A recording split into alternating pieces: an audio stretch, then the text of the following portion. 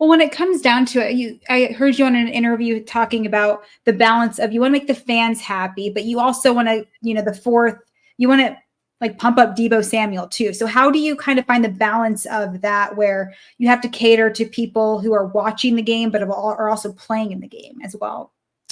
A lot of it is done through data. We know what our season ticket holders are in love with and what they don't like. A lot of Mm, surveys get set out, like, for on the behalf of in game and stuff. So we do a lot of great things to kind of figure out what your typical 49ers fan likes and dislikes and whatnot. And at the same time, we talk to the locker room, and we have a good relationship with, like, a few people in there that are either coaches or, like, they're a part of, like, some type of their staff of some type of level, to where they're able to convey to us what Debo wants to hear, what some of the mhm. players want to hear and stuff. And we incorporate all that together and try to come up with the most perfectly balanced play set or playlist for that set, every home game. And there's two different instances. There's the pregame where, like, you're warming up the fans and you're drumming up the energy in the stadium. And then there's also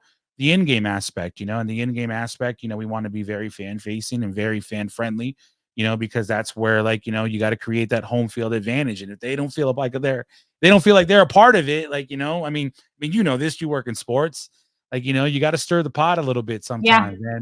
And our job is to help stir the pot. We do have another DJ. He's an honorary Amp Squad member, Andrew Rivas.